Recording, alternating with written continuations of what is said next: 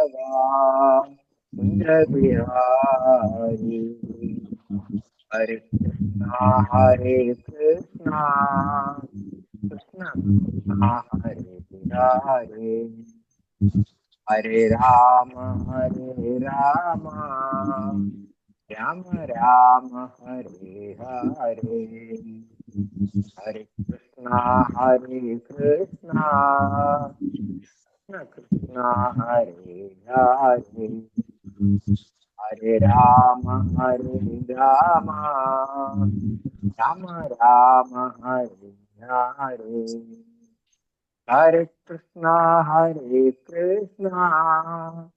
कृष्ण कृष्ण हरे हरे, हरे राम राम राम राम हरे हरे।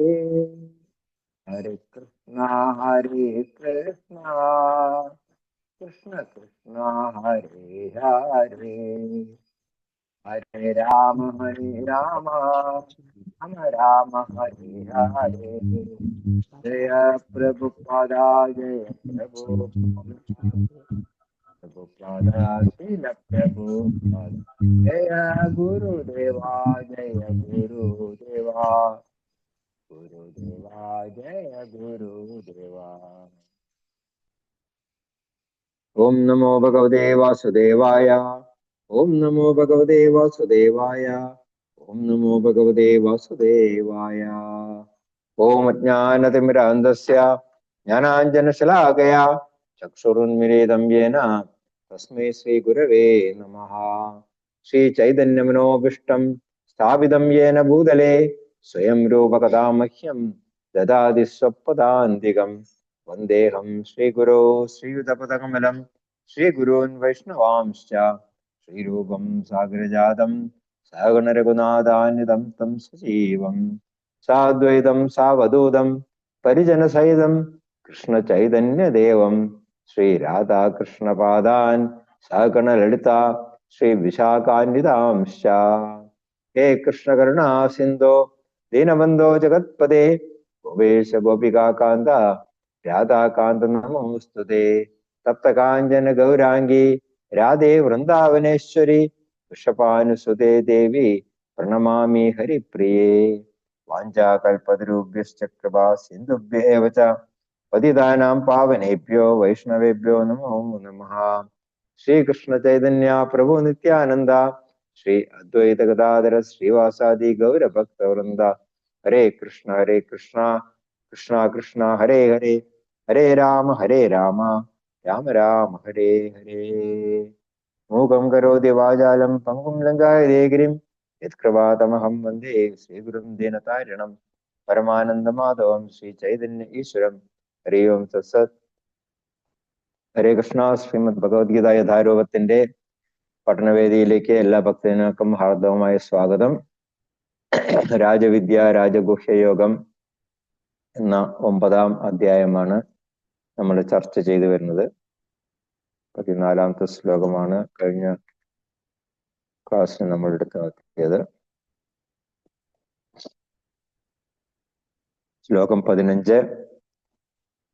ജ്ഞാനയജ്ഞേന ചാപ്യന്യേ യജന്തോ മാം ഉപാസതേ ഏകത്വേന പൃഥക്ത്വേന ബഹുധാ വിശ്വതോ മുഖം. ജ്ഞാനയജ്ഞേന ചാപ്യന്യേ യജന്തോ മാം ഉപാസതേ ഏകത്വേന പൃഥക്ത്വേന ബഹുധാ വിശ്വതോ മുഖം. ജ്ഞാനയജ്ഞേന ചാപ്യന്യേ യജന്തോ മാം ഉപാസതേ ഏകത്വേന പൃഥക്ത്വേന ബഹുധാ വിശ്വതോ മുഖം.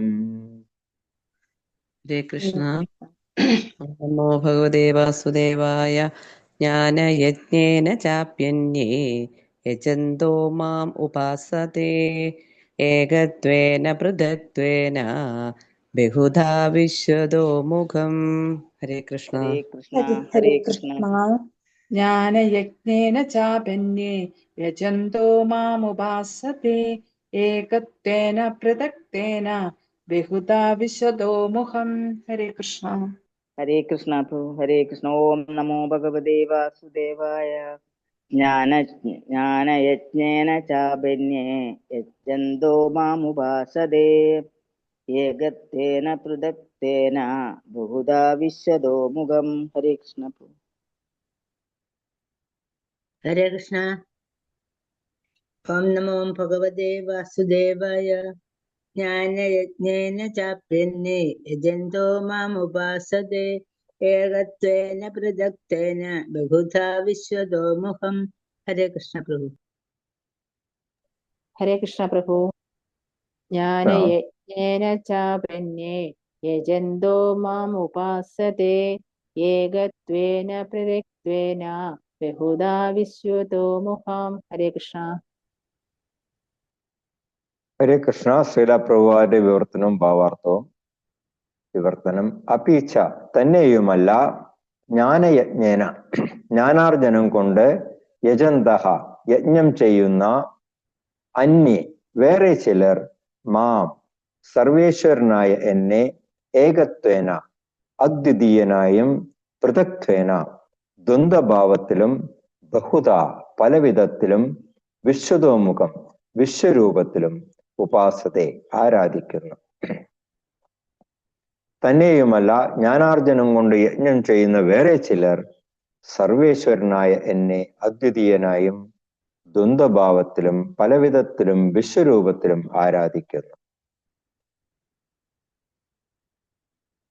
അപ്പോൾ നമ്മൾ കഴിഞ്ഞ കുറച്ച് ശ്ലോകങ്ങളില് ആരെയാണ് മഹാത്മാക്കൾ എന്ന് വിളിക്കുന്നത്, എന്താണ് അവരുടെ സ്വഭാവം, അവര് ആത്മസാക്ഷാത്കാരം നേടാൻ വേണ്ടി എപ്രകാരമാണ് യത്നിക്കുന്നത് എന്നുള്ള കാര്യങ്ങളെ കുറിച്ച് നമ്മൾ ചർച്ച ചെയ്തിട്ടുണ്ടായിരുന്നു. അപ്പൊ ഇവിടെ അന്യ ഇനി വേറെ ചില കൂട്ടരുണ്ട്, അവരെ പറ്റിയിട്ടാണ് ഇവിടെ പറയുന്നത് ഈ ശ്ലോകത്തിൽ. അപ്പൊ അവര് എപ്രകാരമാണ് ആത്മസാക്ഷാത്കാരത്തിന് യത്നിക്കുന്നത് എന്നതിനെ കുറിച്ചിട്ടാണ് ഇവിടെ പറയുന്നത്. ഏകത്വേന അദ്വിതീയനായും പൃഥക്ത്വേന ദ്വന്ദ്ഭാവത്തിലും വിശ്വതോമുഖം വിശ്വരൂപത്തിലും എന്നെ ആരാധിക്കുന്നു എന്നാണ് പറയുന്നത്. അപ്പൊ ഭഗവാനെ പരമദിവ്യോത്തമ പുരുഷനായിട്ടുള്ള ശ്രീകൃഷ്ണനായിട്ട് ആരാധിക്കുന്നവരെയാണ് മഹാത്മാക്കള് എന്ന് പറയുന്നത്. അപ്പോ കൃഷ്ണാവബോധത്തില് പുരോഗതി പ്രാപിക്കാൻ വേണ്ടിയിട്ട് ശ്രമിക്കുന്നവരുണ്ട്. അവര് പല രീതിയിലും ഇപ്പോ ഈ ശ്ലോകത്തിൽ പറഞ്ഞിരിക്കുന്ന ഏകത്വേന, അതെന്താണെന്ന് നമുക്ക് വിശദമായിട്ട് ചർച്ച ചെയ്യാം. പൃഥക്ത്വേന, വിശ്വതോമുഖം, ഇവരെല്ലാവരും തന്നെ അവര് ഭക്തന്മാരല്ല എന്നിവിടെ പറയുന്നില്ല ഭഗവാൻ. അവർ ഭക്തന്മാരാണ്, പക്ഷെ അവരെ വേറൊരു കാറ്റഗറി, അതായത് കൊണ്ടാണ് അന്യേ പറഞ്ഞിരിക്കുന്നത്. അവർ മഹാത്മാക്കളല്ല, പക്ഷെ അവരും ഭക്തന്മാർ തന്നെയാണ്. അവര് മഹാത്മാക്കളായില്ല എങ്കിൽ കൂടി അവരെല്ലാം തന്നെ പല വിധത്തിലും കൃഷ്ണനെ ആരാധിക്കുന്നവരാണ്. നമ്മൾ 4-ാം അധ്യായത്തിൽ കണ്ടു, ചതുർവിധാ ഭജന്തേ മാം ജന സുകൃതിനോ അർജുന ആർത്തോ ജിജ്ഞാസുരർത്ഥാർത്ഥി ജ്ഞാനീച്ച ഭരതർഷഭ എന്ന് പറഞ്ഞിരുന്നു. അതായത് 4 തരത്തിലുള്ള ആൾക്കാരാണ് എന്നെ സമീപിക്കുന്നത്. ആർത്തരായിട്ടുള്ളവര്, അർത്ഥാർത്ഥി ധനകാംക്ഷികള്, ജിജ്ഞാസു എന്നെ കുറിച്ച് അറിയാൻ ആഗ്രഹിക്കുന്നവര്, ജ്ഞാനികള്. ഇവരെല്ലാം തന്നെ എന്നെ ആരാധിക്കുന്നവരാണ്. അപ്പൊ അവരും എൻ്റെ ഭക്തന്മാര് തന്നെയാണ്, പക്ഷെ അവരുടെ വഴി കുറച്ച് ഒരു നീണ്ടൊരു വഴിയാണെന്ന് മാത്രം. അപ്പോ അതിലും താഴെയുള്ള 3 തരക്കാരെ കുറിച്ചിട്ട് എടുത്തുകാട്ടാണ് ഈ ശ്ലോകത്തിൽ ചെയ്യുന്നത്. അതിലൊന്നാണ് ഏകത്വേന, അതായത് ഭഗവാനും താനും ഭിന്നരല്ല എന്ന ആ ബോധത്തോടെ ആത്മാരാധന ചെയ്യുന്നവർ. അവര് സ്വയം ഞാനും, കാരണം എനിക്കുമുണ്ട്, ഭഗവാൻ പറയുന്നുണ്ട്, നിങ്ങളെല്ലാവരും എൻ്റെ അംശമാണ്. അപ്പോ അംശമാണ്, മമൈവാംശോ ജീവലോകെ, നിങ്ങളെല്ലാവരും എൻ്റെ അംശമാണ് എന്ന് ഭഗവാൻ തന്നെ പറയുന്നുണ്ട്. അപ്പൊ അങ്ങനെയാണെന്നുണ്ടെങ്കിൽ ആ ഭഗവാന്റെ ഗുണം നമുക്കുമുണ്ട്. ഭഗവാന്റെ ഗുണം നമുക്കുണ്ടെങ്കിൽ നമ്മളും ഭഗവാൻ തന്നെയാണല്ലോ, അങ്ങനെ ചിന്തിക്കുന്നവരുണ്ട്. അപ്പൊ അവർ ഭഗവാൻ ഇല്ല എന്ന് പറയുന്നില്ല, ഭഗവാനുണ്ട്, നമ്മളും ഉണ്ട്. നമുക്കും ഭഗവാന്റെ ഗുണങ്ങൾ ഉണ്ടുകൊണ്ട് നമ്മളെ തന്നെ ആരാധിച്ചാൽ മതി. അപ്പോ ശ്രീല പ്രഭുപാദർ ഒരു ലെക്ചറിൽ അതിനെപ്പറ്റി അഹംഗ്രാഹോപാസനം എന്നുള്ളതാണ് അവരെ പറ്റി പറയുന്നത്. അതായത് അഹം ഞാൻ തന്നെ ഈശ്വരൻ എന്ന് ചിന്തിച്ചിട്ട് ആരാധിക്കുന്നവർ. അപ്പോ എനിക്ക് എന്നെ മനസ്സിലാക്കാൻ സാധിക്കും എന്നുണ്ടെങ്കിൽ എനിക്ക് ഭഗവാനെ മനസ്സിലാക്കാൻ സാധിക്കും. അങ്ങനെ ചിന്തിക്കുന്ന ഒരാൾ വലുപ്പത്തില് ഒരു വലുപ്പത്തില് ഭഗവാൻ വലുതാണ്. നമ്മള് ഒരു ചെറിയ ഒരു അണുവിഭു എന്ന് പറയുന്നുണ്ടല്ലോ, അതുപോലെ തന്നെ പക്ഷെ ഗുണത്തിന് രണ്ടുപേരും തുല്യരാണ് എന്ന് കരുതുന്നവരുണ്ട്. പക്ഷെ വാസ്തവത്തിൽ അങ്ങനെയല്ല. പ്രഭു ഒരു ഉദാഹരണം പറയുന്നുണ്ട്. അതായത് ഇപ്പൊ കടലിലത്തെ ഒരു ഗ്ലാസ് വെള്ളം എടുത്തു വെച്ചിട്ട് ആ ഗ്ലാസ്സിലെ വെള്ളം കടലാണ് എന്ന് നമുക്ക് പറയാൻ സാധിക്കില്ല. അത് കടൽ വെള്ളമാണ്, പക്ഷെ അത് കടലല്ല. അപ്പൊ അതുപോലെ തന്നെയാണ് ഭഗവാനും തമ്മിലുള്ള വ്യത്യാസം. അണുവിഭു. നമുക്ക് വളരെ ചെറിയൊരു അംശം മാത്രമേ ഭഗവാന്റെ ഗുണങ്ങൾ കിട്ടിയിട്ടുള്ളൂ. അപ്പൊ അതുകൊണ്ട് തന്നെ നമ്മൾ ഭഗവാനാണ് എന്ന് നമ്മൾ ഒരിക്കലും ചിന്തിക്കാൻ പാടില്ല. പക്ഷെ ഈ പറഞ്ഞിരിക്കുന്ന കൂട്ടര് അങ്ങനെയാണ് ചിന്തിക്കുന്നത്. ഭഗവാന്റെ ഗുണങ്ങൾ നമുക്കുള്ളത് കാരണം നമ്മൾ ഭഗവാൻ തന്നെയാണ്. അങ്ങനെയുള്ളവരാണ് ഏകത്വേന എന്ന് പറയുന്നത്. പിന്നെ പൃഥക്തേന, അതായത് ഭഗവാനെ ഇപ്പൊ ഏതെങ്കിലും ഒരു രൂപത്തില് വിഭാവനം ചെയ്ത് അതിനെ ആരാധിക്കുന്നവര്.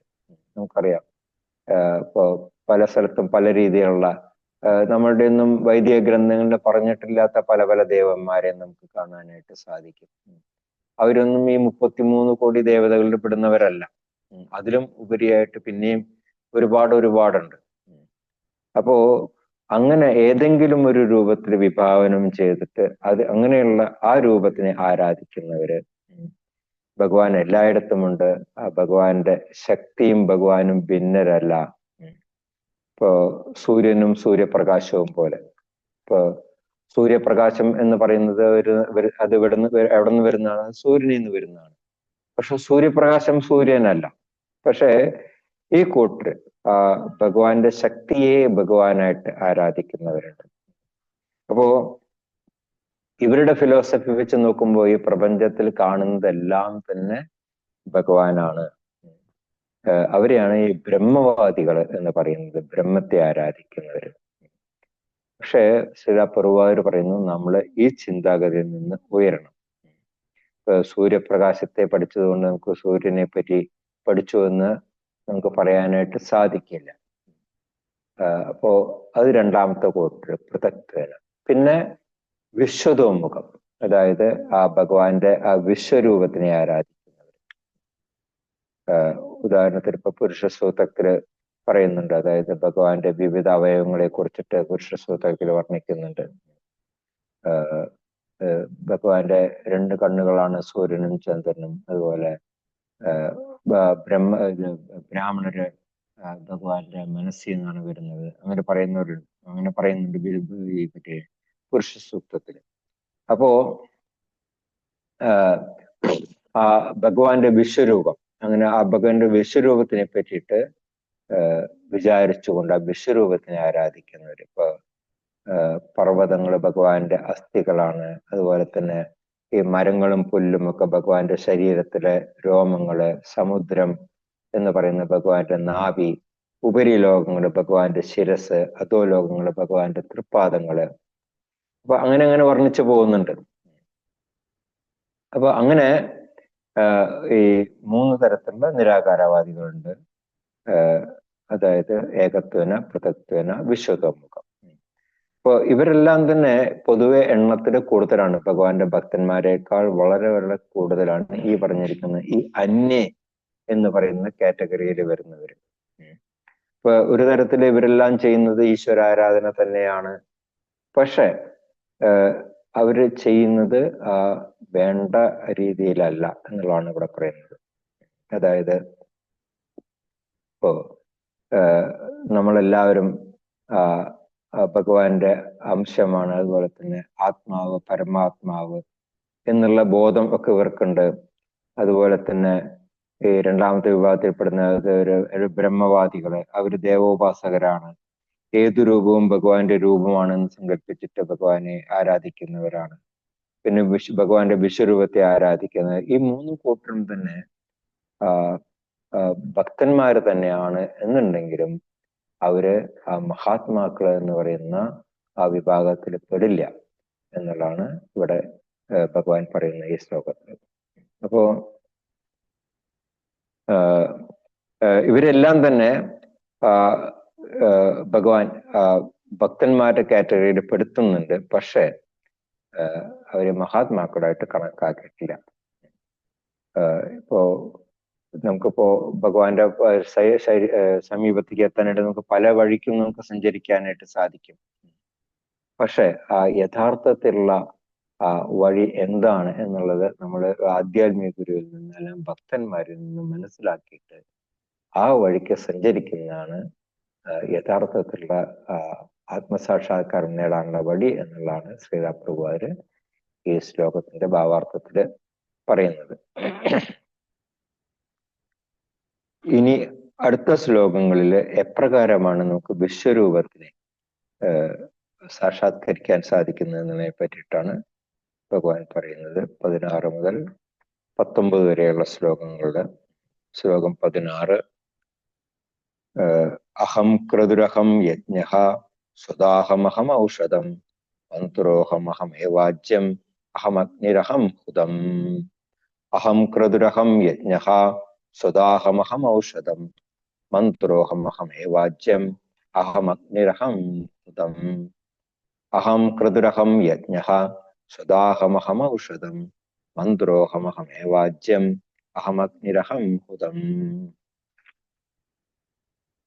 ഹരേ കൃഷ്ണ പ്രഭു, ഹരേ കൃഷ്ണ. ഓം നമോ ഭഗവതേ വാസുദേവായ. അഹം ഋതുരഹം യജ്ഞ സ്വദാഹം അഹമൗഷധം മന്ത്രോഹം അഹമേവാജ്യം അഹമഗ്നിരഹം ഹുതം. ഹരേ കൃഷ്ണ. ഹരേ കൃഷ്ണ. ഹരേ കൃഷ്ണ. അഹം ക്രതുരഹം യജ്ഞം സ്വധാഹമഹമൗഷധം മന്ത്രോഹമഹമേവാജ്യം അഹമഗ്നിരഹം ഹുതം. ഹരേ കൃഷ്ണ. ഹരേ കൃഷ്ണ. അഹം കൃതുരഹം യജ്ഞ സുതാരഹമഹമൗഷധം മന്ത്രോഹമഹമേവാജ്യം അഹമഗ്നിരഹം അഗ്നിരഹം ഹുതം. ഹരേ കൃഷ്ണ. ഹരേ കൃഷ്ണ പ്രഭുജി. അഹം ക്രതുരഹം യജ്ഞ സ്വദാഹം അഹമൗഷധം മന്ത്രോഹം അഹമേവാജ്യം അഹമഗ്നിരഹം ഹുതം. ഹരേ കൃഷ്ണ പ്രഭുജി. ഹരേ കൃഷ്ണ. ശ്രീലപ്രഭുവാരുടെ വിവർത്തനവും ഭാവാർത്ഥവും. അഹം ക്രതുഹു, വൈദിക കർമ്മങ്ങൾ ഞാനാകുന്നു. അഹം യജ്ഞക, യജ്ഞവും ഞാനാകുന്നു. അഹം സ്വത, പിതൃക്കൾക്ക് നൽകപ്പെടുന്ന ഹവ്യം ഞാനാകുന്നു. അഹം ഔഷധം, ഔഷധവും ഞാനാകുന്നു. അഹം ഏവ മന്ത്രഃ, അഭൗതിക മന്ത്രങ്ങളും ഞാനത്രേ. ആജ്യഃ, നെയ്യും. അഗ്നി, അഗ്നിയും. ഹുതം, ഹോമദ്രവ്യവും. അഹം ഏവ, ഞാൻ തന്നെ. വൈദിക കർമ്മങ്ങൾ ഞാനാകുന്നു, യജ്ഞവും ഞാനാകുന്നു, പിതൃക്കൾക്ക് നൽകപ്പെടുന്ന ഹവ്യം ഞാനാകുന്നു, ഔഷധവും ഞാനാകുന്നു, അഭൗതിക മന്ത്രങ്ങളും ഞാനത്രേ. നെയ്യും അഗ്നിയും ഹോമദ്രവ്യവും ഞാൻ തന്നെ. അപ്പോ ശ്രീലപ്രഭുവാര് ഭാവാർത്ഥത്തിൽ പറയുന്നത്, അതായത് ജ്യോതിഷ്ഠോമം എന്ന് പറയുന്ന വൈദിക യജ്ഞം അത് കൃഷ്ണൻ തന്നെയാണ്. ഇപ്പോ സ്മൃതിയിലൊക്കെ പറഞ്ഞിട്ടുള്ള ആ മഹായജ്ഞം അതും എല്ലാം തന്നെ. പിന്നെ പിതൃക്കൾക്ക് വേണ്ടിയിട്ട് നൽകുന്ന ബലിക്രിയകള്, ആഹുതികള്, പിന്നെ ഈ ഘൃതം അതായത് നെയ്യ്, അതെല്ലാം തന്നെ കൃഷ്ണൻ തന്നെയാണെന്ന് ഇവിടെ ഈ ശ്ലോകത്തിൽ പറയുന്നുണ്ട്. അപ്പോ എന്താണ് ഇവിടെ ഈ പറയുന്നതിന്റെ അർത്ഥം? അതായത് വിശ്വരൂപം, അതായത് വിശ്വരൂപത്തിൽ ആരാധിക്കുന്നവര് അവര് മൊത്തത്തില് ഈ ഭൗതിക പ്രപഞ്ചം തന്നെ ഭഗവാനാണ് എന്ന് കരുതുന്നവരാണ്. അങ്ങനെ ഭൗതിക പ്രപഞ്ചം, ഈ കാണുന്ന ഭൗതിക പ്രപഞ്ചം ഭഗവാനാണ് എന്നുണ്ടെങ്കിൽ ഈ ഭൗതിക പ്രപഞ്ചത്തിലുള്ള ഓരോ വസ്തുവും അത് എൻ്റെ തന്നെ പ്രാതിനിധ്യമുള്ളതാണ് എന്നുള്ളതാണ് ഭഗവാൻ ഈ ശ്ലോകങ്ങളിലൂടെ പറയുന്നത്. അപ്പോ അതിനുള്ള ഓരോരോ ഉദാഹരണങ്ങളും ഇവിടെ ഭഗവാൻ എടുത്തു പറഞ്ഞിരിക്കുകയാണ്. അതായത് നമ്മൾ പല രീതിയിലുള്ള വൈദിക കർമ്മങ്ങൾ ചെയ്യുന്നുണ്ട്. ഇപ്പൊ ഷോഡശോപചാരങ്ങള് എല്ലാം തന്നെ നമ്മുടെ വൈദിക ഗ്രന്ഥങ്ങളിൽ പറഞ്ഞിട്ടുള്ളതാണ്. അതായത് ഇപ്പോ ഒരു കുട്ടി ജനിച്ചു കഴിഞ്ഞിട്ടുണ്ടെങ്കിൽ നാമകരണം തുടങ്ങിയിട്ട് അങ്ങ് പോയി പിന്നെ വിവാഹ കർമ്മം, അങ്ങനെ അതിനുശേഷം പിന്നെ ഗർഭധാന സംസ്കാരം, അങ്ങനെയുള്ള എല്ലാ സംസ്കാരങ്ങളും തന്നെ നമ്മുടെ വൈദിക ഗ്രന്ഥങ്ങളിൽ പറഞ്ഞിട്ടുള്ളതാണ്. അപ്പൊ അതിനു വേണ്ടിയിട്ടെല്ലാം നമ്മൾ പല രീതിയിലുള്ള ആരാധനകൾ, യജ്ഞങ്ങൾ ഇതെല്ലാം ചെയ്യും. അപ്പൊ ആ യജ്ഞത്തിന് വേണ്ടി നമുക്ക് നെയ്യ് വേണം. ആ നെയ്യ് ഞാൻ തന്നെയാണെന്ന് ഭഗവാൻ പറയുന്നു. യജ്ഞം നടത്താൻ വേണ്ടി അഗ്നി വേണം. ആ അഗ്നിയും ഞാൻ തന്നെയാണെന്ന് പറയുന്നു. ആ അഗ്നിയില് ദ്രവ്യങ്ങൾ ഹോമിക്കണം. ആ ഹോമദ്രവ്യം ഞാൻ തന്നെയാണെന്ന് ഭഗവാൻ പറയുന്നു. എല്ലാ രീതിയിലും നമ്മൾ കാണുന്ന ഈ ഭൗതിക പ്രപഞ്ചത്തിൽ കാണുന്ന ഓരോ വസ്തുക്കളും തന്നെ ഭഗവാനാണ് എന്നുള്ളതാണ് ഭഗവാൻ ഇവിടെ പറയുന്നത്. ഇപ്പോ ഈ ശ്രീലപ്രഭാരി ഭാവാർത്ഥത്തിന്റെ അവസാനത്തിൽ എന്താ പറയുന്നത് നോക്കൂ. മറ്റൊരു തരത്തിൽ പറഞ്ഞാൽ കൃഷ്ണനെ ഭക്തിപൂർവം സേവിക്കുന്നവർ വേദോക്ത യജ്ഞങ്ങൾ എല്ലാം തന്നെ അനുഷ്ഠിച്ചവരാണ് എന്ന് മനസ്സിലാക്കണം. അപ്പോ അതിനർത്ഥം എന്താണെന്ന് വെച്ചിട്ടുണ്ടെങ്കിൽ നമ്മളൊന്നും ഈ പെട്ടെന്ന് നമ്മൾ ഈ ഭക്തിമാർഗത്തിൽ വന്നവരല്ല. നമ്മളെല്ലാവരും തന്നെ കഴിഞ്ഞ ജന്മങ്ങളില് ഒരുപാട് ഈ തരത്തിലുള്ള ഈ ആരാധനകളെല്ലാം നടത്തിയതിന്റെ ഫലമായിട്ട് അതിൽ നിന്ന് ആർജിച്ച പുണ്യം കൊണ്ടാണ് നമുക്ക് ഇപ്പോ ഇത്ര എളുപ്പത്തിൽ നമുക്ക് ഭക്തിമാർഗത്തിൽ വരാനായിട്ട് സാധിച്ചിരിക്കുന്നതെന്നാണ് ശ്രീലപ്രഭാകർ പറയുന്നത്. അപ്പൊ നമ്മളൊന്നും ഇങ്ങനെയുള്ള ഈ യജ്ഞങ്ങളുടെ പുറകെയൊന്നും പോകാറില്ല. കാരണം കലിയുഗത്തിലേക്ക് അത് പ്രാവർത്തികമല്ല എന്ന് പറയുന്നുണ്ട്. കാരണം എന്താണ്? ഈ പറഞ്ഞിരിക്കുന്ന ഈ ഹോമദ്രവ്യങ്ങള്, അതുപോലെ തന്നെ നെയ്യ്, ഇതൊന്നും തന്നെ അത്ര ശുദ്ധീകൃതമായിട്ടുള്ള വസ്തുക്കൾ നമുക്ക് ലഭിക്കാനായിട്ട് വളരെ പ്രയാസമാണ്. അപ്പോൾ അതുകൊണ്ട് തന്നെ കലിയുഗത്തിലേക്ക് അത് പ്രാക്ടിക്കൽ അല്ല. കലിയുഗത്തിലേക്ക് പറഞ്ഞിരിക്കുന്നത് ഭക്തിയോഗത്തിലേക്ക് വെച്ചിട്ട് ഏറ്റവും പ്രാധാന്യം അർഹിക്കുന്നതാണ് ഭഗവത് വിഗ്രഹാരാധന, നാമയജ്ഞം, അതെല്ലാം. അപ്പൊ നാമയജ്ഞം കൊണ്ട് നമുക്ക് നേടാൻ സാധിക്കും ഈ പറഞ്ഞിരിക്കുന്ന എല്ലാ കാര്യങ്ങളും തന്നെ. അപ്പൊ അതുകൊണ്ട് തന്നെ ശ്രീലപ്രഭാകർ പറയുന്നത് ഭക്തന്മാരെല്ലാവരും ഈ എല്ലാ സ്റ്റേജെല്ലാം കടന്നിട്ടാണ് മുന്നോട്ട് വന്നിരിക്കുന്നത്. അപ്പൊ നമ്മളതൊന്നും ചെയ്യുന്നില്ലല്ലോ എന്ന് നമ്മൾ ഒരിക്കലും അതോർത്ത് വിഷമിക്കേണ്ട കാര്യമില്ല. കാരണം നമ്മൾ ആ സ്റ്റേജിനെ എല്ലാം തരണം ചെയ്തിട്ടാണ് നമ്മൾ ഈ ഭക്തിമാർഗത്തിലേക്കും ഭഗവാന്റെ തിരുനാമം ജപിക്കാനുമായിട്ട് നമ്മൾ എത്തിയിരിക്കുന്നത്.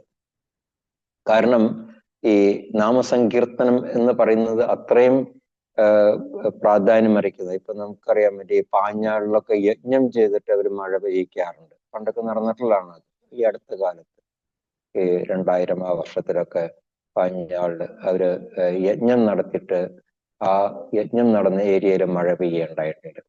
അപ്പൊ അതുപോലെ തന്നെ ഇവിടെ ഈ മായാപുരം 2000 വർഷത്തില് ഈ നാമസങ്കീർത്തനം കൊണ്ട് മഴ പെയ്യുകയുണ്ടായിട്ടുണ്ട്. അതായത് ഈ ഇപ്പൊ TOVP പണിതുകൊണ്ടിരിക്കുന്ന ആ സ്ഥലത്ത് ഭക്തരെല്ലാവരും കൂടെ ചേർന്നിട്ട് ഒരു പൂർണിമയ്ക്ക് നാമസങ്കീർത്തനം നടത്തുകയുണ്ടായി. ആ നാമസങ്കീർത്തനം നടന്ന ആ സ്ഥലത്ത് മാത്രം മഴ പെയ്തു എന്നുള്ളതാണ് അത്ഭുതം. അപ്പോ യജ്ഞം കൊണ്ട് സാധിക്കുന്ന അതേ കാര്യങ്ങൾ തന്നെ നമുക്ക് നാമയജ്ഞം കൊണ്ടും സാധിക്കും എന്നുള്ളതാണ് ശ്രീലപ്രഭാകർ ഈ ശ്ലോകത്തിൽ പറയുന്നത്. ശ്ലോകം 17. പിതാഹമസ്യ ജഗതോ മാതാദാതാ പിതാമഹഃ വേദ്യം പവിത്രമോംകാരം സാമയജുരേവ ച.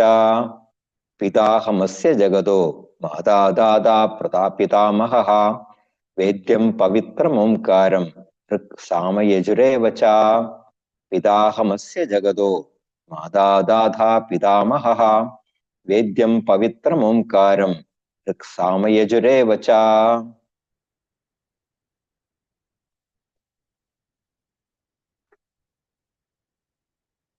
ഹരേ കൃഷ്ണ. ഭഗവതേ വാസുദേവായ. പിതാഹമസ്യ ജഗതോ മാതാ ധാതാ പിതാമഹഃ വേദ്യം പവിത്രമോങ്കാര ഹൃത്സാമയജുരേവ ച. ഹരേ കൃഷ്ണ പ്രഭു. ഹരേ കൃഷ്ണ. പിതാഹമസ്യ ജഗതോ മാതാ ധാതാ പിതാമഹ വേദ്യം പവിത്രമോംകാര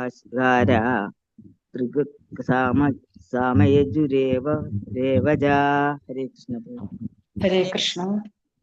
പിതാഹമസ്യ ജഗതോ पिताहमस्य जगतो माता तात पितामहः वेद्यं पवित्रमोङ्कारं सामयजुरेव चाम्। हरे कृष्ण। हरे कृष्ण प्रभु जी। पिताहमस्य जगदो माता पितामहः वेद्यं पवित्रमोङ्कार वत्सामयजुरेव च। हरे कृष्ण। हरे कृष्ण। पिताहमस्य जगतो माता धाता पितामहः वेद्यं पवित्रमोङ्कार ऋक्सामा यजुरेव च। हरे कृष्ण। हरे कृष्ण। पितामहस्य जगतो माता दादा पितामह वेद्यं पवित्रमोङ्कार ऋक्साम यजुते वचा। हरे कृष्ण। पितामहस्य जगदो माता दाता पितामहः वेद्यं पवित्रमोङ्कार यत्सामयजुरेव च। हरे कृष्ण। ओम नमो भगवते वासुदेवाय। पिताहमस्य जगता माता दाता पितामहः वेद्यं पवित्रमोङ्कार गृगसामायजुरेव च। हरे कृष्ण। ഹരേ കൃഷ്ണ. സ്വയപ്രഭാരവർത്തനം ഭാവാർത്ഥവും അസ്യ ജഗതോ ഈ ലോകത്തിന്റെ മാതാവും പിതാവും ധാത രക്ഷകനും പിതാമഹനും അഹം ഏവ ഞാൻ തന്നെയാകുന്നു. വേദ്യം അറിയേണ്ടതും പവിത്രമായതും ഓംകാരം പ്രണവവും ഋഗ്വേദവും സാമവേദവും യജുർവേദവും ഞാൻ തന്നെ. ഈ ലോകത്തിന്റെ മാതാവും പിതാവും രക്ഷകനും പിതാമഹനും ഞാൻ തന്നെയാകുന്നു. അറിയേണ്ടതും പവിത്രമായതും പ്രണവവും ഋഗ്വേദവും സാമവേദവും യജുർവേദവും ഞാൻ തന്നെ. അപ്പോ ഈ പ്രത്യക്ഷ പ്രപഞ്ചത്തിന്റെ പിതാവ് ഞാനാണ് എന്ന് ഭഗവാൻ പറയുന്നു. പിതാവ് എന്ന് പറഞ്ഞിട്ടുണ്ടെങ്കിൽ ബീജം പ്രദാനം ചെയ്യുന്നവൻ. 14ാമത്തെ അധ്യായത്തിൽ പറയുന്നുണ്ട്, സർവയോനിഷു കൗന്ദേയ മൂർത്തയ സംഭവന്തിയ എന്ന് പറയുന്നത്. താസാം ബ്രഹ്മമഹർയോനിൻ അഹം ബീജപ്രദപിതാ. അപ്പോ എല്ലാ ജീവജാലങ്ങൾക്കും വേണ്ട ആ ബീജം പ്രദാനം ചെയ്യുന്നത് ഭഗവാനാണ്. അപ്പൊ അതുകൊണ്ടാണ് ഇവിടെ ഭഗവാൻ പറയുന്നത് പിതാവ് ഞാനാണ് എന്ന് പറയുന്നുണ്ട്. പിന്നെ വേറെ നമ്മൾ 7ാം അധ്യായത്തിലും പഠിച്ചിരുന്നു. നമ്മളത് ബീജം മാം സർവഭൂതാനാം വിദ്യപാർത്ഥ സനാതനം എന്ന് പഠിച്ചിരുന്നു. അതായത് എല്ലാ ജീവജാലങ്ങൾക്കും വേണ്ട ബീജം പ്രദാനം ചെയ്യുന്നത് ഞാനാണെന്ന് ഭഗവാൻ പറയുന്നത്. അപ്പൊ പല സ്ഥലങ്ങളിലും ഭഗവാൻ ഇത് എടുത്തെടുത്ത് പറയുന്നുണ്ട്. പിന്നെ അപ്പോ പിതാവും മാത്രമല്ല, ഞാൻ മാതാവും കൂടിയാണ്. അപ്പൊ പിതാവിന്റെ അടുത്തുനിന്ന് ആ ബീജം സ്വീകരിക്കുന്നവള് മാതാവ്. അപ്പോ ഈ ഭൗതിക പ്രകൃതി എന്ന് പറയുന്നത് മാതാവാണ്. അപ്പൊ ഈ ഭൗതിക പ്രകൃതി ഭഗവാന്റെ തന്നെ വിസ്തരണമാണ്. സകല ചരാചരങ്ങളും എല്ലാം തന്നെ ഈ ഭഗവാന്റെ തന്നെ അംശങ്ങളാണ്. ഭഗവാൻ പറയുന്നുണ്ടല്ലോ, മമ്മൈവാംശോ ജീവലോകെ ജീവഭൂത സനാതനഃ എന്ന് പറയുന്നുണ്ട്. ഈ ഭൗതിക പ്രകൃതിയും അതുപോലെ തന്നെ ഈ പ്രത്യക്ഷ പ്രപഞ്ചം അത് മുഴുവൻ തന്നെ ഭഗവാന്റെ വിവിധ ശക്തികളുടെ പ്രവർത്തനങ്ങളാണ്. അപ്പൊ അതുകൊണ്ടാണ് എന്ന് പറയുന്നത്. കാരണം ഭൗതിക പ്രകൃതി ഭഗവാന്റെ വിസ്തരണമാകുമ്പോൾ ഭഗവാൻ ഈ മാതാവാണ്. അപ്പൊ പിതാവ് മാത്രമല്ല, മാതാവുമാണ്. മഹാഭാരതത്തില് ഗാന്ധാരി പറയുന്നുണ്ടല്ലോ, ത്വമേവ മാതാച്ച പിതാ ത്വമേവ ബന്ധുശ്ച സഖാ ത്വമേവ വിദ്യാ ദ്രവിണം ത്വമേവ സർവം മമ ദേവദേവ എന്ന് പറയുന്നുണ്ട്. അപ്പൊ മാതാവ്, പിതാവ്, ബന്ധു, സഖാവ്, അതുപോലെ തന്നെ വിദ്യ, അറിവ്, ദ്രവിണം, അതുപോലെ ധനം, ഇതെല്ലാം തന്നെ ഭഗവാൻ തന്നെയാണ്. അപ്പോ നാം നമ്മുടെ ഭൗതിക ജീവിതത്തില് പലതരത്തിലുള്ള ജീവാത്മാക്കളുമായിട്ട് പലപ്പോഴും ബന്ധങ്ങൾ ഉണ്ടാക്കാറുണ്ട്, അല്ലെ? അപ്പോ നമുക്ക് ഈ ജന്മത്തിൽ ഒരു പിതാവ് ഉണ്ടാവും, ഒരു മാതാവ് ഉണ്ടാവും, അതുപോലെ തന്നെ ഭാര്യ, മക്കള്, അവരൊക്കെ തന്നെ ഉണ്ടാവും. പക്ഷെ അവരൊന്നും തന്നെ പെർമനന്റ് ആയിട്ട് നമ്മളുടെ പിതാവോ മാതാവോ അല്ല. ഈ നമ്മളുടെ ഈ ഭൗതിക ജീവിതം അവസാനിക്കുമ്പോൾ അവരുമായിട്ടുള്ള ബന്ധം അവസാനിച്ചു. പിന്നെ ഇനി അടുത്ത ജന്മത്തിൽ നമുക്ക് ഏത് ശരീരമാണ് കിട്ടുന്നത് തന്നെ പറയാൻ പറ്റില്ല. പിന്നെയാണ് മനുഷ്യ ശരീരം. അപ്പൊ അങ്ങനെ അടുത്ത ജന്മത്തിൽ വീണ്ടും നമുക്കൊരു ശരീരം കിട്ടിക്കഴിയുമ്പോഴും നമുക്കൊരു പുതിയ പിതാവ്, പുതിയ മാതാവ്, പുതിയ ബന്ധുക്കള് അവരെല്ലാം ഉണ്ടാകും. പക്ഷെ ഭഗവാൻ അങ്ങനെയല്ല. ഭഗവാൻ സദാസമയം തന്നെ നമ്മളുടെ കൂടെ ഉണ്ടാകും. പരമാത്മാവായിട്ട് നമ്മൾ ഏത് ശരീരം സ്വീകരിച്ചു കഴിഞ്ഞാലും ഭഗവാൻ നമ്മളുടെ കൂടെയുണ്ട്. അപ്പൊ വാസ്തവത്തില് മാതാവും പിതാവും എല്ലാം ഭഗവാൻ തന്നെയാണ് എന്നുള്ളതാണ് ഇവിടെ പറയുന്നത്. പിന്നെ പറയുന്നത് എന്താണ്? ദാത, രക്ഷകൻ. നമ്മളെല്ലാം സംരക്ഷിക്കുന്നത് ഭഗവാനാണ്. നമ്മളെ മാത്രമല്ല, ഓരോ ജീവജാലങ്ങളെയും. മനുഷ്യർക്ക് വേണ്ടി മാത്രമല്ല, ഓരോ ജീവജാലങ്ങൾക്കും അവരുടെ നിത്യവൃത്തിക്ക് വേണ്ടിയുള്ള എല്ലാം തന്നെ ഭഗവാൻ നൽകുന്നുണ്ട്, അവരെ സംരക്ഷിക്കുന്നുണ്ട്. അപ്പൊ അതുകൊണ്ടാണ് ഇവിടെ ഭഗവാനെ ദാത എന്ന് പറഞ്ഞിരിക്കുന്നത്. പിന്നെ വേദ്യം, അറിയേണ്ടതും നമുക്ക് ഭഗവാനെ കുറിച്ച് മാത്രമേ ഉള്ളൂ. വേറെ ആരെക്കുറിച്ചും തന്നെ നമുക്ക് അറിയേണ്ട ആവശ്യമില്ല. എല്ലാ വേദങ്ങളുടെയും പൊരുൾ അത് തന്നെയാണ്. വേദശ്ച സർവൈർ അഹമേവ വേദ്യ എന്ന് പറയുന്നുണ്ട്. എല്ലാ വേദങ്ങളെയും കൂടെ അറിയേണ്ടത് എന്നെ മാത്രമാണ് എന്ന് ഭഗവാൻ തന്നെ എടുത്തെടുത്ത് പറയുന്നുണ്ട്. അപ്പൊ ആ അറിവാണ് നമ്മളെ പവിത്രീകരിക്കുന്നത്. പവിത്രം, ഭഗവാനെ കുറിച്ചിട്ടുള്ള ആ അറിവ് നമ്മളെ പവിത്രീകരിക്കും. അതുകൊണ്ടാണ് ഇവിടെ പവിത്രം എന്ന് പറയുന്നത്. കാരണം ഭഗവാൻ ശുദ്ധനായതുകൊണ്ട് ഭഗവാനെ കുറിച്ചിട്ടുള്ള അറിവ് നേടുന്നവര് അവരും ശുദ്ധീകൃതരാകും. പിന്നെ ഓംകാരം. ഓംകാരം എന്ന് പറയുന്ന അതീന്ദ്രിയമായിട്ടുള്ള ആ നാദസ്പന്ദനമാണ്. അതും കൃഷ്ണനാണ്. ഋഗ്വേദം, സാമവേദം, യജുർവേദം, അഥർവവേദം, ഈ വേദങ്ങളിലെല്ലാം തന്നെ മന്ത്രങ്ങളുണ്ട്. അതൊന്നും തന്നെ ഗദ്യരൂപത്തിലല്ല, എല്ലാം മന്ത്രരൂപത്തിലാണ്. ഈ എല്ലാ മന്ത്രങ്ങളും, ഈ എല്ലാ വേദങ്ങളിലുള്ള മന്ത്രങ്ങളെ എല്ലാം, അതിലെല്ലാം പ്രണവം, ഓംകാരം ഉണ്ട്. അപ്പോ ആ വേദങ്ങളിലുള്ള മന്ത്രങ്ങളിലുള്ള പ്രണവം അതും ഭഗവാൻ തന്നെയാണ് എന്നുള്ളതാണ് ഇവിടെ പറയുന്നത്.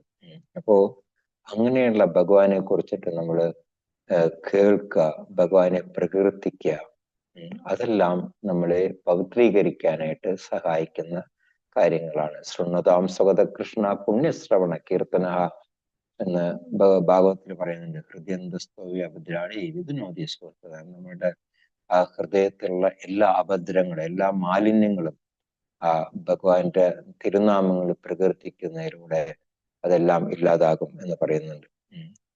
അതുകൊണ്ടാണ് 10-ാം അധ്യായത്തില് അർജുനൻ ഭഗവാന്റെ ഈ രാജവിദ്യ, രാജഗുഹ്യം അതിനെ കുറിച്ച് മനസ്സിലാക്കിയതിന് ശേഷം അർജുനൻ ഭഗവാനോട് പറയുന്നുണ്ട്, പരം ബ്രഹ്മ പരം ധാമ പവിത്രം പരമം ഭവാൻ പുരുഷം ശാശ്വതം ദിവ്യം ആദിദേവമജം വിഭും എന്ന് പറയുന്നുണ്ട്. അങ്ങ് തന്നെയാണ് എല്ലാം. പരം ബ്രഹ്മ, പരം ധാമ, പവിത്രം, പരമം എല്ലാം അങ്ങാണ് എന്ന് അർജുനൻ ഭഗവാനോട് പറയുന്നുണ്ട്. അപ്പൊ അതാണ് ഈ ശ്ലോകത്തില് ഭഗവാൻ പറയുന്നത്.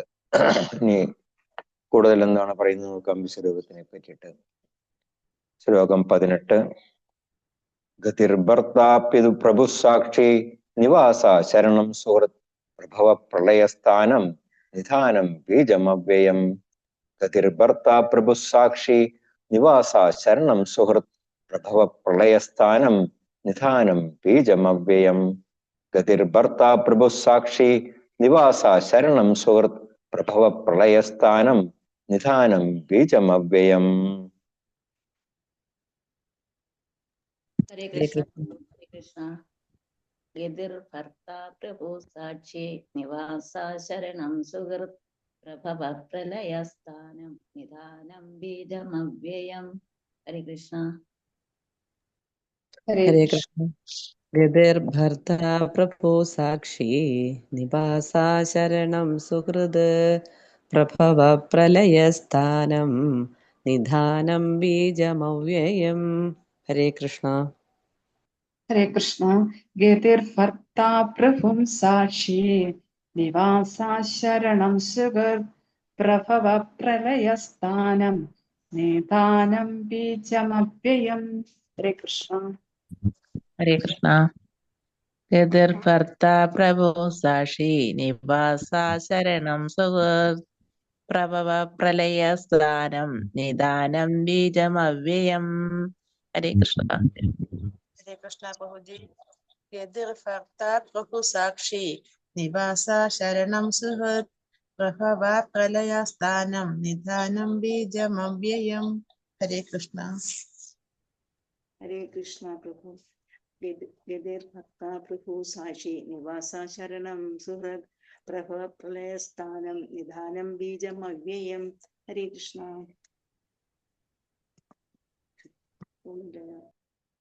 ഹരേ കൃഷ്ണ. സ്വയപ്രഭാര വിവർത്തനം ഭാവാർത്ഥം.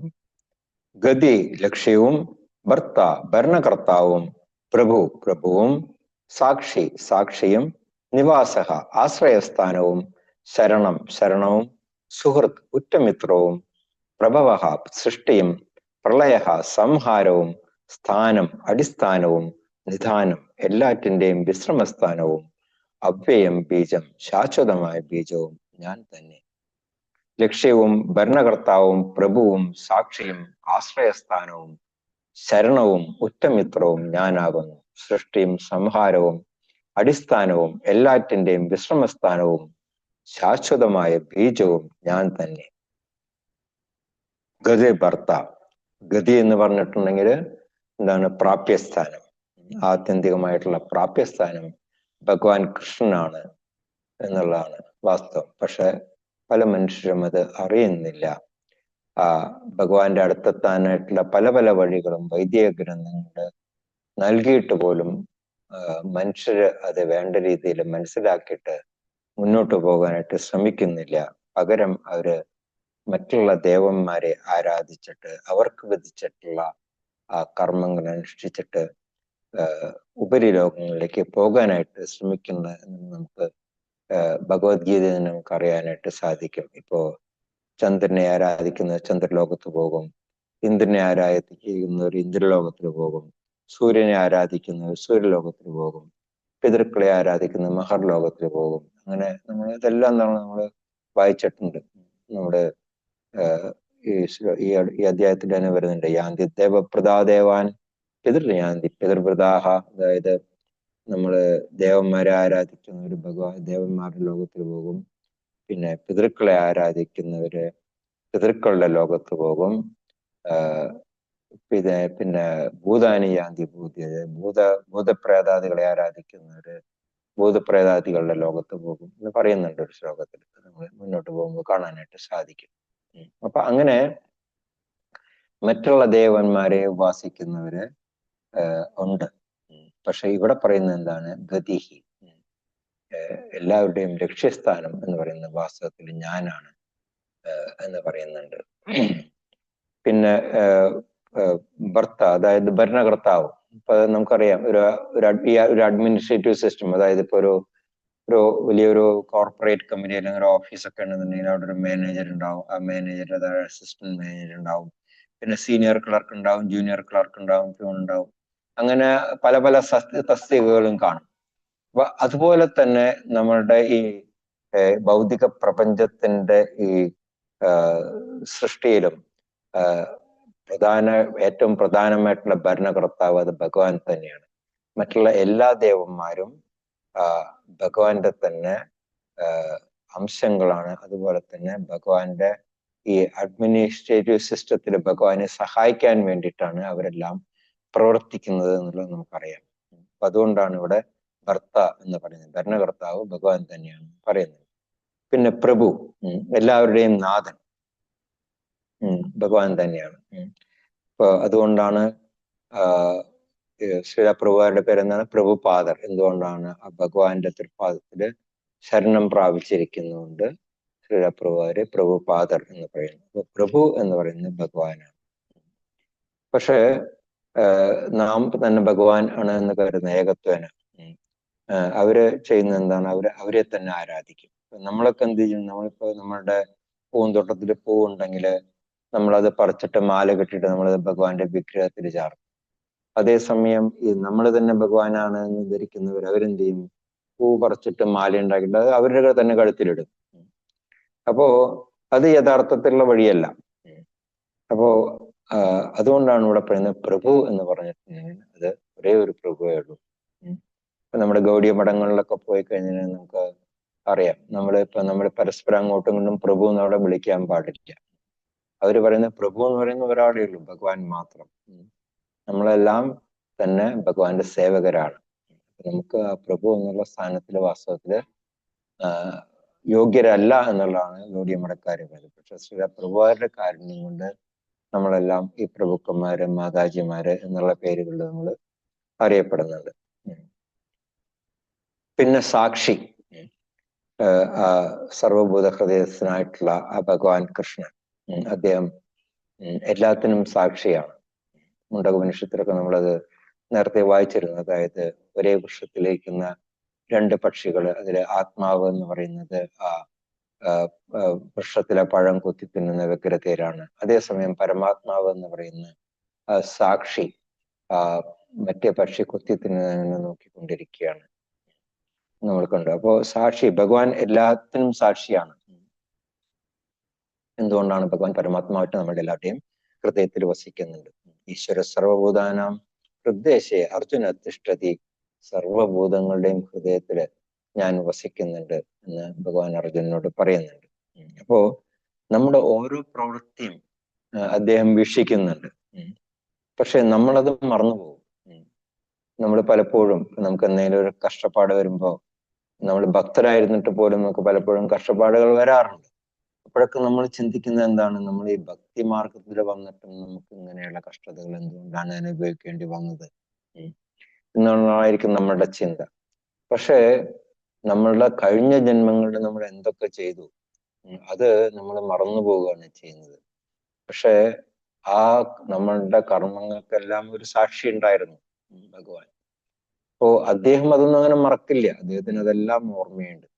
അപ്പോ അതനുസരിച്ചിട്ടാണ് ഇപ്പോ നമ്മൾക്ക് ഈ പുതിയ ശരീരം, ആ പുതിയ ശരീരത്തിലുള്ള കർമ്മങ്ങള്, ഇതെല്ലാം തന്നെ നമുക്ക് ലഭിക്കുന്നത് നമ്മളുടെ ആ പൂർവ്വജന്മങ്ങളുടെ കർമ്മങ്ങൾക്കനുസരിച്ചിട്ടാണ്. അപ്പോ നമുക്ക് എന്തെങ്കിലും ഒരു അസുഖം വന്നു കഴിഞ്ഞിട്ടുണ്ടെങ്കിൽ നമ്മളത് ഉടനെ നമ്മൾ ചിന്തിക്കണം, നമ്മൾ കഴിഞ്ഞ ജന്മത്തിൽ എന്തോ ചെയ്തതിന്റെ ഫലമായിട്ടാണ് നമുക്ക് അനുഭവിക്കേണ്ടി വന്നത്. പൂർവ്വജന്മകൃതം പാപം വ്യാധി രൂപേണ ജായതേ എന്ന് പറയുന്നുണ്ട്. അതായത് പൂർവ്വജന്മത്തിൽ ചെയ്തിട്ടുള്ള ആ കർമ്മങ്ങളുടെ ഫലമാണ് ഈ ജന്മത്തിൽ നമുക്ക് വ്യാധികളായിട്ട് വരുന്നത് എന്ന് പറയുന്നുണ്ട്. അപ്പോ ഈ ഒരു അറിവ് നമുക്ക് ഉണ്ടാവണം. നമ്മളുടെ എല്ലാവരുടെയും ഹൃദയത്തിലിരിക്കുന്ന ഭഗവാൻ എല്ലാത്തിനും സാക്ഷിയാണ്. സർവസ്യജാഹം ഹൃദയ സന്നിവിഷ്ട എന്ന് പറയുന്നുണ്ട്. പക്ഷെ നമ്മളത് മറന്നുപോകും. ആ മറവിയും തന്നിരിക്കുന്ന ഭഗവാൻ തന്നെയാണ്. എന്തിനു വേണ്ടിയിട്ടാണ്? നമുക്ക് ആ പൂർവ്വജന്മങ്ങളിലെ ആ കർമ്മങ്ങളെക്കുറിച്ച് നമുക്ക് ഓർമ്മ വരികയാണെന്നുണ്ടെങ്കിൽ നമ്മളുടെ ജീവിതം വളരെ ദുസ്സഹമായിരിക്കും. അത് ഇല്ലാതിരിക്കാൻ വേണ്ടിയിട്ടാണ് ഭഗവാൻ ആ മറവി നമുക്ക് തന്നിരിക്കുന്നത്. പക്ഷെ നമ്മള് ഭഗവാനെ സ്മരിച്ചുകൊണ്ടിട്ടാണ് നമ്മുടെ ശരീരം വെടിയുന്നത് എന്നുണ്ടെങ്കിൽ നമുക്ക് ഈ വക കഷ്ടതകളൊന്നും അനുഭവിക്കേണ്ടി വരില്ല എന്ന് പറയുന്നുണ്ട്. അന്തകാലേ ചമാമേവ സ്മരൺ മുക്ത കളേവരം. നമ്മൾ അങ്ങനെ ഭഗവാനെ സ്മരിച്ചുകൊണ്ട് ശരീരം ത്യജിക്കുക എന്നുണ്ടെങ്കിൽ നമുക്ക് വീണ്ടും ഒരു ശരീരം സ്വീകരിക്കേണ്ടി വരില്ല എന്ന് പറയുന്നുണ്ട്. പിന്നെന്താ ഈ ശ്ലോകത്തിൽ നിവാസഹ, നിവാസഹ എന്ന് പറഞ്ഞിട്ടുണ്ടെങ്കിൽ വാസസ്ഥാനം. നാം സ്വതന്ത്രരാണ് എന്ന് നാം പലപ്പോഴും ചിന്തിക്കുന്നുണ്ട് എന്നുണ്ടെങ്കിലും വാസ്തവത്തിൽ നമ്മളാരും തന്നെ സ്വതന്ത്രരല്ല. എന്തുകൊണ്ടാണ്?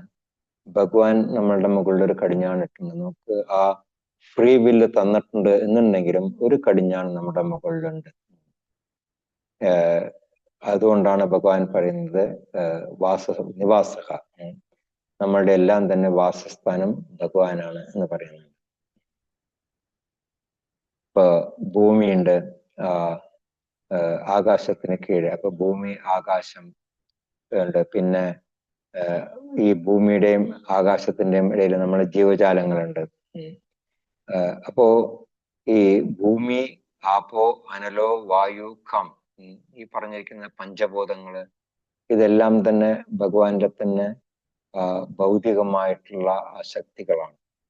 അപ്പോ നമ്മൾ ഈ ഭൂമിയിൽ വസിക്കുമ്പോൾ നമ്മൾ വസിക്കുന്ന എവിടെയാണ്? വാസ്തവത്തില് ഭഗവാനിൽ തന്നെയാണ് വസിക്കുന്നത്. കാരണം ഈ പഞ്ചഭൂതങ്ങള് ഭഗവാനിൽ നിന്നും ഭിന്നമല്ലാത്തത് കൊണ്ട് നമ്മളുടെ നമ്മളുടെ വാസസ്ഥാനം വാസ്തവത്തിൽ ഭഗവാൻ തന്നെയാണ്. അപ്പൊ ഏതൊരു രീതിയിൽ നോക്കിക്കഴിഞ്ഞാലും വിശ്വരൂപത്തെ ആരാധിക്കുന്നവര് പൂർണ്ണമായിട്ടും ഭഗവാനെ തന്നെയാണ് ആരാധിക്കുന്നത് എന്നുള്ളത് നമുക്ക് ഇതിന് മനസ്സിലാക്കാൻ പറ്റും. കാരണം എല്ലാം നമ്മളുടെ എല്ലാം ആശ്രയസ്ഥാനം ശരണം. അപ്പോ ഇപ്പൊ നമുക്ക് എന്തായാലും നമുക്ക് ആരെങ്കിലും ഒരാളെ ശരണം പ്രാപിക്കാതിരിക്കാനായിട്ട് സാധിക്കില്ല. ഇപ്പൊ നമ്മള് ഏതെങ്കിലും ഒരു ഓഫീസിൽ ജോലി ചെയ്യാൻ വെച്ചാൽ നമ്മൾ അവിടുത്തെ ഏറ്റവും ഉന്നതാധികാരിയെ നമ്മൾ ശരണം പ്രാപിക്കും. അതുപോലെ തന്നെ നമുക്കിപ്പോ എന്തെങ്കിലും ഒരു അറിവ് നേടണമെങ്കിൽ നമ്മളൊരു ഗുരുവിനെ ശരണം പ്രാപിക്കും. അപ്പൊ അങ്ങനെ ഏതൊക്കെ രീതിയിൽ നോക്കിക്കഴിഞ്ഞാലും നമുക്ക് ഒരു ഉയർന്ന തലത്തിലുള്ള ഒരു വ്യക്തിയെ നമുക്ക് ശരണം പ്രാപിക്കാതിരിക്കാനായിട്ട് സാധിക്കില്ല. അപ്പൊ അങ്ങനെയാണെന്നുണ്ടെങ്കിൽ എന്തുകൊണ്ട് ഏറ്റവും പരമോന്നതനായിട്ട് ഭഗവാനെ നമുക്ക് ശരണം പ്രാപിച്ചുകൂടാ എന്നുള്ളതാണ് നാം ചിന്തിക്കേണ്ടത്. അപ്പോ ഇതെല്ലാം തന്നെ കാണിക്കുന്നത് എന്താണ്? ഭഗവാന്റെ ആ ഉന്നതത്വത്തിനെ പറ്റിയിട്ടാണ് കാണിക്കുന്നത്. പിന്നെ എന്താ പറയുന്നത് ഈ ശ്ലോകത്തില്? സുഹൃത്ത്. എല്ലാവരുടെയും അഭ്യുദയകാംക്ഷി ഭഗവാനാണ്. നമ്മൾ 5-ാം അധ്യായത്തിന്റെ അവസാനത്തെ ശ്ലോകത്തിൽ പഠിച്ചു. ഭോക്താരം യജ്ഞതപസാം സർവലോകം ഹരേശ്വരം സുഹൃതം സർവഭൂതാനാം ജ്ഞാത്വാമാം ശാന്തി മൃച്ഛതി. സുഹൃതം സർവഭൂതാനാം, എല്ലാ ജീവജാലങ്ങളുടെയും സുഹൃത്തും ഭഗവാൻ തന്നെയാണ്. പിന്നെന്താ പറയുന്നത്? പ്രഭവ, എല്ലാത്തിന്റെയും ഉൽപ്പത്തി, അതും ഭഗവാൻ തന്നെയാണ്. ഇപ്പൊ പലരും അമ്പരചുംബികളായിട്ട് കെട്ടിടങ്ങളൊക്കെ നിർമ്മിക്കുന്നുണ്ട്. പക്ഷെ ആ കെട്ടിടം നിർമ്മിക്കാൻ വേണ്ടിയിട്ടുള്ള ആ പദാർത്ഥങ്ങള്, ദ്രവ്യങ്ങള്, അതെല്ലാം എവിടുന്നാ കിട്ടുന്നത്? അതെല്ലാം ഈ ഭൗതിക പ്രകൃതിയിൽ നിന്നാണ് നമുക്ക് കിട്ടുന്നത്. ഇപ്പൊ മണ്ണായി കഴിഞ്ഞാലും കല്ലായി കഴിഞ്ഞാലും കമ്പി, സിമെന്റ്, ഇതെല്ലാം തന്നെ വരുന്ന ഈ ഭൗതിക പ്രകൃതിയിൽ നിന്നാണ്. അപ്പൊ അതുകൊണ്ട് തന്നെ എല്ലാത്തിന്റെയും ഉൽപ്പത്തി സ്ഥാനവും ഭഗവാൻ തന്നെയാണ്. പിന്നെ പ്രളയം, ഇപ്പോ അവസാനം പ്രളയം വരുന്നുണ്ട് അല്ലെ? ഭഗവാൻ വിചാരിച്ചു കഴിഞ്ഞാൽ ഇപ്പൊ ഒരു സെക്കൻഡിൽ നമ്മൾ ഈ കെട്ടിപ്പൊക്കുന്ന എല്ലാം തന്നെ ഒരു സെക്കൻഡ് കൊണ്ട് ഇല്ലാതാക്കാനായിട്ട് സാധിക്കും. ഒരു സുനാമി വന്നാൽ മതി, ഈ അമ്പരചുംബികളായിട്ടുള്ള കെട്ടിടങ്ങളെല്ലാം വെറും മണ്ണായിട്ട് തീരും. അപ്പൊ എല്ലാത്തിന്റെയും പ്രളയവും അതും ഭഗവാനിൽ നിന്ന് തന്നെയാണ് വരുന്നത്. പിന്നെ നിധാനം, അങ്ങനെ ആ പ്രളയം വന്നു കഴിഞ്ഞിട്ട് പിന്നെ നമ്മൾ എവിടേക്കാ പോകുന്നത്? നമ്മൾ പോകുന്നത് ഭഗവാനിലേക്ക് തന്നെയാണ് പോകുന്നത്. അങ്ങനെ ഭഗവാനിൽ പോയിട്ട് നമ്മൾ അങ്ങനെ ആ ഭഗവാനിൽ നമ്മൾ വിശ്രമിക്കും.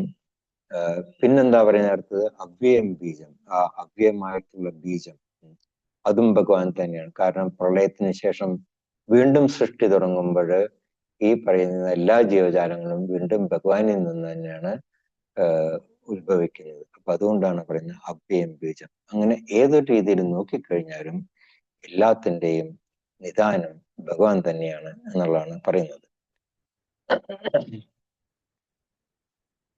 ഒരു ശ്ലോകം കൂടി എടുത്തു കഴിഞ്ഞിട്ടുണ്ടെങ്കിൽ ഈ വിശ്വരൂപത്തിനെ പറ്റിയിട്ടുള്ള സെക്ഷൻ അവസാനിക്കും. നമുക്ക് അതുകൂടെ എടുത്തിട്ട് നിർത്താം. ശ്ലോകം 19. തപാമ്യഹമഹം വർഷം നിഗൃഹ്ണാമി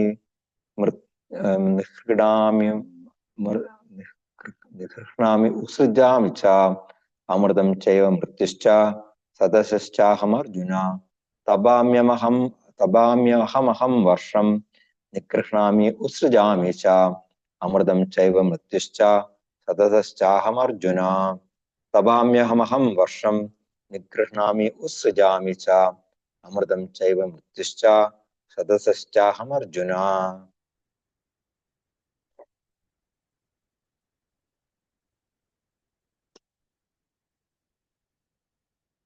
വായിക്കുന്നുണ്ടോ? ഹരേ കൃഷ്ണ പ്രഭു.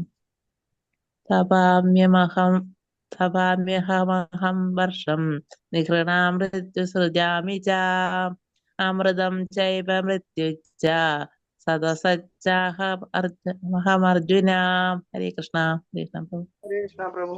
ഓം നമോ ഭഗവതേ വാസുദേവായ. തമാമ്യഹമഹം വർഷം നൃഗണാമുത്സൃജാമി ച അമൃതം ചൈവ മൃത്യുശ്ച സദാചാഹമർജുന. ഹരേ കൃഷ്ണ. ഹരേ കൃഷ്ണ. വായിച്ചോളൂ. तपाम्यहमहं वर्षं गृह्णां मृत्युसृजामि च अमृतं चैव मृत्युश्च सतसत्साहमर्जुन. हरे कृष्ण. ഹരേ കൃഷ്ണ. ഹരേ കൃഷ്ണ. ശീലപ്രഭാരി വിവർത്തനം ഭാവാർത്ഥം. അർജുന, ഹേ അർജുന, അഹം ഞാൻ തപാമി ഊർജം പ്രദാനം ചെയ്യുന്നു, വർഷം നിഗ്രഹണാമി മഴ പെയ്യിക്കുന്നതും, ഉസജാമിച്ച നിർത്തുന്നതും ഞാൻ തന്നെ, അമൃതം മൃതമല്ലാത്തതും, മൃത്യുഹോച്ച മൃത്യുവും, സത് ആത്മാവും, അസത് ജഡവസ്തുവും, അഹം ചൈവ ഞാനാകുന്നു. ഇപ്പോ എന്തൊക്കെയാ അവിടെ പറയുന്നത്? തപാമി. അപ്പൊ ആരാണ് നമുക്ക് വെളിച്ചം നൽകുന്നത്? സൂര്യൻ. ഇപ്പൊ സൂര്യന് വേണ്ടിയിട്ടുള്ള ആ ചൂടും വെളിച്ചവും നൽകുന്ന ആരാണ്? ഭഗവാനാണ് നൽകുന്നത്. കാരണം ഭഗവാന്റെ കണ്ണാണ് സൂര്യൻ എന്ന് പറയുന്നത്, അല്ലെ? ബ്രഹ്മസംഹിതയിൽ പറയുന്നുണ്ട് ചക്രേഷ സവിത സകല ഗ്രഹാണാം എന്ന് പറയുന്നുണ്ട്. അപ്പോ ആ ഭഗവാന്റെ കണ്ണാണ് സൂര്യൻ. അപ്പോ ആ സൂര്യന് വേണ്ടിയിട്ടുള്ള ആ ചൂടും വെളിച്ചം ഇതെല്ലാം നൽകുന്നത് ഭഗവാൻ തന്നെയാണ്. അതുകൊണ്ടാണ് പറയുന്നത് തപാമി. പിന്നെ നമുക്ക് ആർക്കും തന്നെ സൂര്യനെ സൃഷ്ടിക്കാനായിട്ട് കഴിയില്ല. ഇപ്പോ സൂര്യപ്രകാശം സൂര്യനാണ് എന്ന് പറയാനും പറ്റില്ല. പക്ഷെ സൂര്യപ്രകാശം വരുന്നത് സൂര്യനിൽ നിന്നാണ്. ആ സൂര്യന് വേണ്ടിയിട്ടുള്ള സൂര്യപ്രകാശം നൽകാൻ വേണ്ടിയിട്ടുള്ള ആ ചൂടും നൽകുന്നത് ഭഗവാൻ തന്നെയാണ്. പിന്നെന്താണ്? വർഷം. ഇപ്പൊ മഴ പെയ്യ്ക്കുന്നത് ആരാണ്? അതും ഭഗവാൻ തന്നെയാണ്. ഇപ്പൊ ഭഗവാൻ വിചാരിച്ചിട്ടുണ്ടെങ്കിൽ മഴ പെയ്യിക്കാതിരിക്കാനായിട്ട് സാധിക്കും. നമുക്ക് ആർക്കും തന്നെ മഴയെ നിയന്ത്രിക്കാനായിട്ട് സാധിക്കില്ല. പക്ഷെ ഭഗവാന് മഴയെ നിയന്ത്രിക്കാനായിട്ട് സാധിക്കും എന്നുള്ളതാണ് ഭഗവാൻ ഇവിടെ പറയുന്നത്. ഇപ്പൊ വേനൽക്കാലത്ത് മഴ പെയ്യാതെ തടഞ്ഞു നിർത്തുന്നതും, അതുപോലെ തന്നെ മഴക്കാലത്ത് ആ വർഷധാരിയെ അയക്കുന്നതും എല്ലാം തന്നെ ഭഗവാന് കൃത്യമായിട്ട് ആ ഋതുക്കൾ അനുസരിച്ചിട്ട് വേണ്ടതെല്ലാം അതെല്ലാം തന്നെ വരുന്നത് ഭഗവാനിൽ നിന്നാണ്. പിന്നെന്താ പറയുന്നത്? അമൃതം. നമ്മുടെ ആയുസ്സിന് ദൈർഘ്യം കൂട്ടിയിട്ട് ഈ ശരീരത്തെ നിലനിർത്തുന്നത് അതും ഭഗവാൻ തന്നെയാണ്. നമുക്കറിയാം ഓരോരോ ജീവജാലങ്ങൾക്ക് കൊടുത്തിരിക്കുന്ന ആയുസ് വ്യത്യാസമുണ്ട്. ഇപ്പൊ ഈയാമ്പാറ്റ, അതിനൊക്കെ ഒരു രാത്രിയേ ഉള്ളൂ ആയുസ്, അല്ലെ? ഇപ്പൊ പട്ടികൾക്കാണെന്നുണ്ടെങ്കിൽ 14 വർഷം ആയുസുള്ളൂ. പക്ഷെ നമ്മുടെ മനുഷ്യർക്ക് 60-70 വയസ്സൊക്കെ ആയുസ് തന്നിട്ടുണ്ട്. അപ്പൊ അങ്ങനെ ആയുസ്സിന് ദൈർഘ്യം കൂട്ടിത്തരുന്നതും ഭഗവാൻ തന്നെയാണ്. പിന്നെ മൃത്യുഹു, അന്ത്യദശയില് മൃത്യുരൂപത്തില് വന്ന് നമ്മളുടെ ആത്മാവിനെ കൊണ്ടുപോകുന്നത് അതും ഭഗവാൻ തന്നെയാണ്. ഭഗവത്ഗീത അതും പറയുന്നുണ്ട്. മൃത്യു സർവഹരശ്ചാഹം എന്ന് പറയുന്നുണ്ട്. മൃത്യുരൂപത്തിൽ വന്നിട്ട് എല്ലാത്തിനെയും ഹരിക്കുന്നത് അത് ഞാൻ തന്നെയാണെന്ന് ഭഗവാൻ പറയുന്നുണ്ട്. അപ്പോ ഈ ഒരു വിവരണമാണ് ഈ ശ്ലോകങ്ങളില് ഭഗവാൻ അർജുനന് നൽകുന്നത്. അപ്പോ ഭഗവാനെ കുറിച്ചിട്ടുള്ള ആ അറിവ് എപ്രകാരമാണ് ഈ ഭൗതിക പ്രകൃതി, ഭഗവത്ഗീതയിലത്തെ വിഷയങ്ങൾ തന്നെ ഈ 5 ഈശ്വരൻ, ആത്മാവ്, പ്രകൃതി, പുരുഷൻ, കാലം, ഈ കാര്യങ്ങളാണ് ഭഗവത്ഗീതയിൽ പറഞ്ഞിട്ടുള്ളത്. അപ്പൊ ഇതിനെ കുറിച്ചിട്ടുള്ള ആ യഥാർത്ഥത്തിലുള്ള അറിവ് നേടുന്നതാണ് കൃഷ്ണാവബോധം. അപ്പൊ അങ്ങനെ ആ കൃഷ്ണാവബോധം ആർജിക്കുകയാണെന്നുണ്ടെങ്കിൽ നമ്മളുടെ ഈ മനുഷ്യജന്മത്തിന്റെ പരിപൂർണത നമുക്ക് നേടാനായിട്ട് സാധിക്കും എന്നാണ് ഈ ശ്രീലപ്രഭുവാര് ഈ ശ്ലോകങ്ങളുടെ സാരാംശത്തില് പറയുന്നത്. ഹരേ കൃഷ്ണ കൃഷ്ണ കൃഷ്ണ ഹരേ ഹരേ, ഹരേ രാമ രാമ രാമ ഹരേ ഹരേ. ശ്രീമദ് ഭഗവത്ഗീത കി ജയ്, ശ്രീലപ്രഭുപാദ് കി ജയ്, ഗുരു മഹാരാജ് കി ജയ്, നിതായ് ഗൗര പ്രേമാനന്ദേ. ഇന്ന് വിജയ ഏകാദശിയാണ്. എല്ലാവരും കൂടുതൽ ജപിക്കാനായിട്ട് ശ്രമിക്കുക. അതുപോലെ തന്നെ ഇന്ന് മായാപൂര് ഗൗരപൂർണിമ ഉത്സവത്തിന്റെ കൊടിയേറ്റമാണ്. ഇന്ന് രാവിലെ 8 മണിക്ക് തുടങ്ങിയിട്ട് 3 ദിവസമായി ശ്രവണോത്സവം കഴിഞ്ഞു. ഇന്നലെ രാവിലെ മുതൽ രാത്രി വരെ പല സന്യാസിമാര്, വലിയ പ്രഭുക്കന്മാര്, അവരുടെ എല്ലാം പ്രഭാഷണങ്ങൾ ഉണ്ടായിരുന്നു. ഇന്ന് കൊടിയേറ്റം, അത് കഴിഞ്ഞ ഇന്ന് വൈകിട്ട് കീർത്തൻമേള, ആദിവാസ സെറമണി, നാളെ തുടങ്ങി കീർത്തൻമേള 4 ദിവസം. അത് കഴിഞ്ഞ പിന്നെ ഈ നവദ്യം മണ്ഡൽ പരിക്രമ, അത് കഴിഞ്ഞ് പിന്നെ ശാന്തിപൂർ ഫെസ്റ്റിവല്, മാധവൻ തിരുപ്പുരയുടെ ആവിർഭാവ ദിനം, പിന്നെ അത് കഴിഞ്ഞാൽ അതിനിടയ്ക്ക് മഹാശിവരാത്രിയും വരുന്നുണ്ട്. പിന്നെ അത് കഴിഞ്ഞ് മാർച്ച് 14 ഗൗരപൂർണിമ മഹാമഹോത്സവം, ചൈതന്യ മഹാപ്രഭുവിന്റെ അവതാര ദിവസം. അങ്ങനെ ഈ അടുത്ത 3 ആഴ്ച ഇവിടെ ഒരു ഉത്സവ സീസണാണ്. ലോകത്തിന്റെ പല ഭാഗത്തു നിന്നും 10,000-കണക്കിന് ഭക്തരിവിടെ ഇപ്പൊ തന്നെ എത്തിയിട്ടുണ്ട്. അപ്പോ എല്ലാവരും മനസ്സുകൊണ്ടെങ്കിലും അതിൽ പങ്കെടുക്കാനായിട്ട് ശ്രമിക്കുക. ഹരേ കൃഷ്ണ. മായാപൂർ ധാമയ്ക്ക് ജയ്. ഇപ്പൊ ഉത്സവങ്ങളോടെ ഉത്സവമാണ്. വളരെ ഭാഗ്യം പ്രഭു, സന്തോഷം. ഏകാദശി ദിവസമാണ് ഇന്ന്. ഏകാദശി എല്ലാവരും പറ്റുന്നവരെല്ലാം അനുഷ്ഠിക്കുക. പ്രഭുജിയോട് ആദരപൂർവ്വം 2 പ്രാവശ്യം ഹരേ കൃഷ്ണ മഹാമന്ത്രം ജപിക്കാം.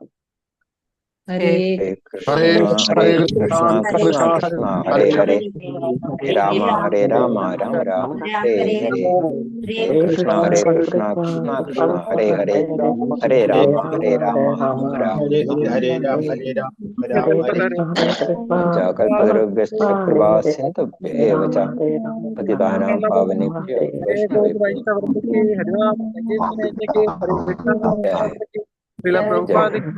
जय श्री आनंद स्वामी की जय। हरे जय कृष्णा प्रभु जी। हरे कृष्णा, दंड प्रणाम। हरे कृष्ण।